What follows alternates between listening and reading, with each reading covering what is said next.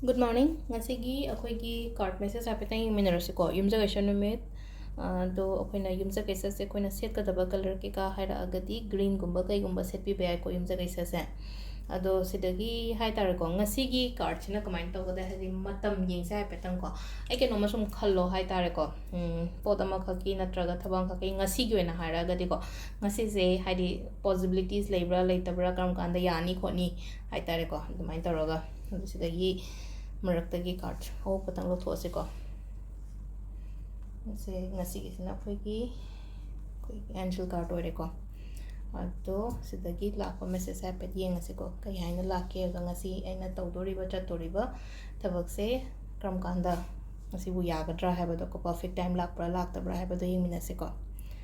Hojiki oina hairagadi not the right time aina hai ko. Aduga amana second gi sina hadi ready ko you are ready hadi ai tawrage chalage na khale ko aduga ahum subasina hadi within the next few months ko ina khaliba photo hadi tha kharagi manungda oiba dumaina ko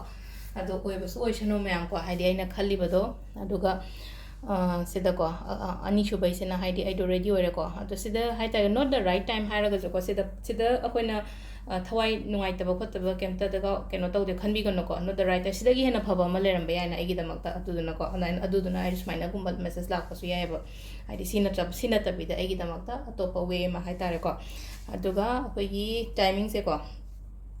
mariga minini pum do ko ayu kini ko sise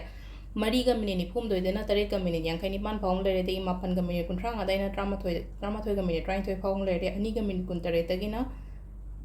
Manga ga minute puma thoi phawng lere degi tare ka minute mari da tare ka minute mari dagi na nungdangi trama thoi ga minute trai thoi phawng lere ko aduga nungalam dai gi na khoi gi nungalam dai se pung ama ga minute yang kai tare dagi na khoi gi ahum ga minute kun phawng lere ko sisina khoi gi perfect time hai tare ko ngasi gi oina ado khoi yumsa kaisa se kai toba yae na mu haira ga de ko yumsa kaisa se खोगी कनो है तारे को मना machine गुम्बा थाबा खोटबा लेनो को हादि plantations हारा से युमजा कैसा नुमित तौबीबा है तारे को हादि मिंगोंदगी पोट चार गुम्बा पुबिरागा हादि युमजा कैसा थाबा से याम फै को मना मसिंग लैनी खलसे नत्रगा तो इंजांग हिंगोन का फजना गा लैबोय तागदी युमजा कैसा नुमित से ओइना तौबियोबा अदुमा लेरे को अदु युमजा कैसा से ngसागी लफु गुम्बा हादि हंगपा याय को हादि लफु से कै नुमित थाबा ने हेना फगदगे खोटकदे का युमजा कैसा थाओबा युमजा कैसा थारागा तादि